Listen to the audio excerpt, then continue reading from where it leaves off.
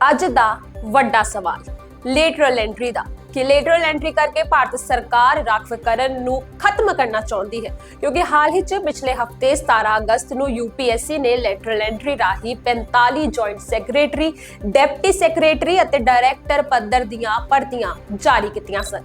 ਇਹ ਭਰਤੀਆਂ ਵੀ ਕੋਈ ਛੋਟੀ-ਮੋਟੀ ਪੋਸਟ ਲਈ ਤਾਂ ਨਹੀਂ ਸੀ। ਵਿਰੋਧੀ ਧਿਰ ਨੇ ਇਸ ਦਾ ਵਿਰੋਧ ਵੀ ਕੀਤਾ। ਉਹਨਾਂ ਨੇ ਕਿਹਾ ਕਿ ਭਾਰਤ ਸਰਕਾਰ ਲੇਟਰਲ ਐਂਟਰੀ ਰਾਹੀਂ ਰਾਖਵੀਕਰਨ ਨੂੰ ਖਤਮ ਕਰਨਾ ਚਾਹੁੰਦੀ ਹੈ। ਵੈਸੇ ਤਾਂ ਇਹ ਫੈਸਲਾ ਸਰਕਾਰ ਵੱਲੋਂ ਵਾਪਸ ਲੈ ਲਿਆ ਗਿਆ ਹੈ, ਪਰ ਤੁਸੀਂ ਹੁਣ सोच रहे होवोगे कि आखिर लेटरल एंट्री है की है इसका पूरा मामला की है, इस दे फायदे ते नुकसान, सरकार ने वापस क्यों लिया है फैसला, इस वीडियो च असीं तुहानूं आसान भाषा च दस्सण दी कोशिश करांगे।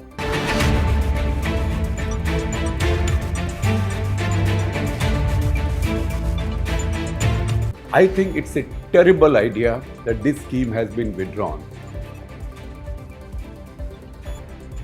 नमस्ते, सत श्री अकाल। तुसीं देख रहे हो रितम पंजाबी ते मैं हां शिवानी अरोड़ा।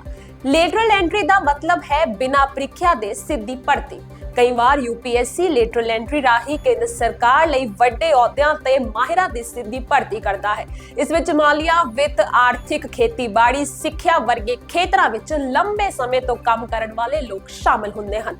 ਸਰਕਾਰੀ ਮੰਤਰਾਲਿਆਂ ਵਿੱਚ ਜੁਆਇੰਟ ਸੈਕਟਰੀ, ਡਿਪਟੀ ਸੈਕਟਰੀ ਅਤੇ ਡਾਇਰੈਕਟਰ ਪੱਧਰ ਤੇ ਅਹੁਦਿਆਂ ਤੇ ਭਰਤੀ ਲੇਟਰਲ ਐਂਟਰੀ ਰਾਹੀਂ ਕੀਤੀ ਜਾਂਦੀ है।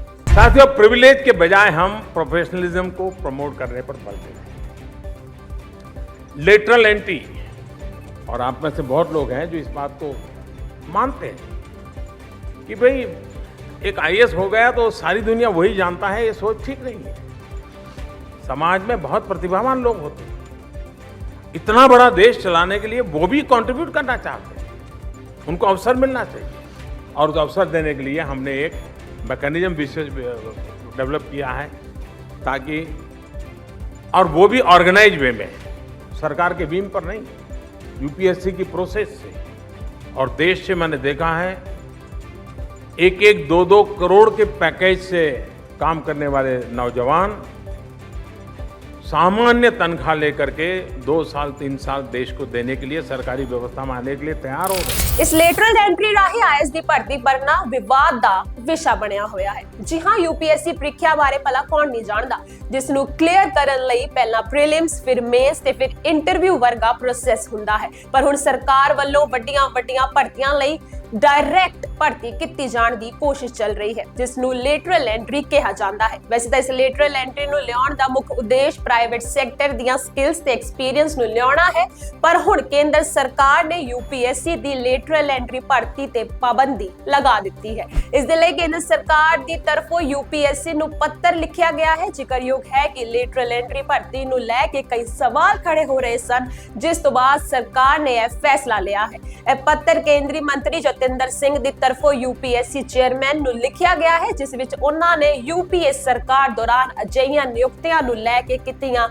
पहल कदमियां दा भी जिक्र किया है। सरकार वालों लिया गया है फैसला किते ना किते सही भी सी, पर शायद समझाउण दा तरीका सही नहीं सी। केंद्र सरकार वालों लियाए गए बिल कई बार लैक ऑफ नॉलेज कारण लागू नहीं हो पाते, फिर भावें वो फार्मर्स बिल होवे जां फिर यूपीएससी दी लेटरल एंट्री। तुहानूं दस दिए कि लेटरल एंट्री लई इश्तिहार जारी करना कोई नवी गल तां नहीं है, सगों इस दी शुरुआत 2018 विच ही कर दित्ती गई सी। केंद्र सरकार ने लेटरल एंट्री अहुदिਆਂ ਲਈ ਇਸ਼ਤਿਹਾਰ ਦਿੱਤਾ। ਸ਼ੁਰੂ ਵਿੱਚ ਸਿਰਫ ਸੰਯੁਕਤ ਸਕੱਤਰ ਦੀਆਂ ਭੂਮਿਕਾ ਲਈ 6000 ਤੋਂ ਵੱਧ ਅਰਜ਼ੀਆਂ ਪ੍ਰਾਪਤ ਹੋਈਆਂ ਸਨ। 2019 ਵਿੱਚ 9 ਉਮੀਦਵਾਰਾਂ ਨੂੰ ਵੱਖ-ਵੱਖ ਮੰਤਰਾਲਿਆਂ ਅਤੇ ਵਿਭਾਗਾਂ ਵਿੱਚ ਨਿਯੁਕਤ ਕੀਤਾ ਗਿਆ ਸੀ। ਅਗਲੇ ਦੌਰ ਦਾ ਐਲਾਨ 2021 ਵਿੱਚ ਕੀਤਾ ਗਿਆ ਸੀ ਅਤੇ ਮਈ 2023 ਵਿੱਚ 2 ਹੋਰ ਉਮੀਦਵਾਰਾਂ ਨੂੰ ਨਿਯੁਕਤ ਕੀਤਾ ਗਿਆ ਸੀ। ਅਗਸਤ 2024 ਤੱਕ ਪਿਛਲੇ 5 ਸਾਲਾਂ ਵਿੱਚ ਲੇਟਰਲ ਐਂਟਰੀ ਰਾਹੀਂ ਕੁੱਲ 63 ਨਿਯੁਕਤੀਆਂ ਕੀਤੀਆਂ ਗਈਆਂ ਸਨ, ਜਿਸ ਵਿੱਚ 57 ਲੇਟਰਲ ਐਂਟਰੀ ਨਾਲ ਸੇਵਾ ਕਰ ਰਹੇ ਹਨ। ਇਸ ਲੇਟਰਲ ਐਂਟਰੀ ਦੇ ਕਈ ਫਾਇਦੇ ਵੀ ਹਨ ਜੋ ਲੋਕਾਂ ਦਾ ਸਮਝਣਾ ਬਹੁਤ ਜ਼ਰੂਰੀ ਹੈ, ਜਿਸ ਵਿੱਚ ਸਭ ਤੋਂ ਵੱਡਾ ਫਾਇਦਾ ਹੈ ਸਕਿਲਡ ਤੇ ਐਕਸਪੀਰੀਅੰਸਡ ਲੋਕ। यूपीएससी लेटरल एंट्री च स्किल्ड ते एक्सपीरियंस लोग आउण नाल मंत्रालियां दा काम भी वधिया तरीके नाल होवेगा। ਪ੍ਰਾਈਵੇਟ ਤੇ ਪਬਲਿਕ ਸੈਕਟਰ 'ਚ ਜਿਹੜਾ ਗੈਪ ਵੱਧਦਾ ਜਾ ਰਿਹਾ ਹੈ ਉਹ ਘੱਟ ਹੋਵੇਗਾ। ਲੇਕਿਨ ਵਿਰੋਧੀ ਧਿਰ ਵੱਲੋਂ ਸਭ ਤੋਂ ਵੱਡਾ ਸਵਾਲ ਇਹ ਉਠਾਇਆ ਜਾ ਰਿਹਾ ਹੈ ਕਿ ਇਸ ਵਿੱਚ ਰਾਖਵੇਂਕਰਨ ਦੀ ਕੋਈ ਸੂਚਨਾ ਨਹੀਂ ਦਿੱਤੀ ਗਈ ਸੀ। ਇਸ ਵਿੱਚ ਰਾਖਵੇਂਕਰਨ ਹੋਣਾ ਚਾਹੀਦਾ ਸੀ। ਸਿਰ ਵਿਰੋਧੀ ਧਿਰ ਹੀ ਨਹੀਂ, ਐਨਡੀਏ ਦੇ ਨੇਤਾ ਅਤੇ ਕੇਂਦਰੀ ਮੰਤਰੀ ਚਿਰਾਗ ਪਾਸਵਾਨ ਨੇ ਵੀ ਸਰਕਾਰੀ ਅਹੁਦਿਆਂ ਤੇ ਨਿਯੁਕਤੀਆਂ ਲਈ ਅਜਿਹੇ ਕਿਸੇ ਵੀ ਕਦਮ ਦੀ ਆਲੋਚਨਾ ਕੀਤੀ ਅਤੇ ਕਿਹਾ ਕਿ ਉਹ ਇਸ ਮੁੱਦੇ ਨੂੰ ਕੇਂਦਰ ਕੋਲ ਉਠਾਉਣਗੇ। ਚਿਰਾਗ ਨੇ ਇਸ ਮੁੱਦੇ ਤੇ ਕਿਹਾ ਕਿ ਕਿਸੇ ਵੀ ਸਰਕਾਰੀ ਨਿਯੁਕਤੀ 'ਚ ਰਾਖਵੇਂਕਰਨ ਦੀ ਵਿਵਸਥਾ ਹੋਣੀ ਚਾਹੀਦੀ ਹੈ ਤੇ ਸਾਡੀ ਸਰਕਾਰ ਇਸ ਰਾਖਵੇਂਕਰਨ ਦੇ ਸਮਰਥਨ ਵਿੱਚ ਹੈ। ਉਹਨਾਂ ਨੇ ਕਿਹਾ ਕਿ ਪ੍ਰਧਾਨ ਮੰਤਰੀ ਦੀ ਸੋਚ ਹਮੇਸ਼ਾ ਹੀ ਰਾਖਵੇਂਕਰਨ ਦੇ ਹਿੱਤ ਵਿੱਚ ਸੀ ਤੇ ਹਮੇਸ਼ਾ ਰਹੇਗੀ ਵੀ ਤੇ ਇਸ ਵਿੱਚ ਰਾਖਵੇਂਕਰਨ ਨੂੰ ਧਿਆਨ ਵਿੱਚ ਰੱਖਿਆ जाना चाहिए है। अगर सरकार की नीयत पे सवाल उठाया जाएगा तो आज की तारीख में सरकार का अंग होने के नाते मैं इस बात को स्पष्ट कर दूं, हेड ऑफ द गवर्नमेंट मेरे प्रधानमंत्री हैं और प्रधानमंत्री जी की सोच कतई आरक्षण विरोधी नहीं हो सकती। पीछे कुछ दिनों पहले जब अनुसूचित समाज में भी आरक्षण को लेकर मतभेद को पैदा करने का प्रयास किया गया था, सुप्रीम कोर्ट के द्वारा जिस तरीके से उसमें अलग अलग प्रावधान बनाए जाने की बात कही गई थी, उस पर भी मेरे प्रधानमंत्री ने स्पष्ट तौर से कहा था और ये कैबिनेट की मीटिंग में ही इस बात को कहा गया था कि आरक्षण को जिस तरीके से बाबा साहेब भीमराव अंबेडकर ने जो प्रावधान बनाए हैं वही प्रावधान वैसे ही लागू रहेंगे। आज जिसका आप जिक्र कर रहे हैं, दूसरी बात ये, पहली बात तो सरकार की सोच पूरी तरीके से आरक्षण के समर्थन में है, प्रधानमंत्री जी की सोच आरक्षण के समर्थन में है।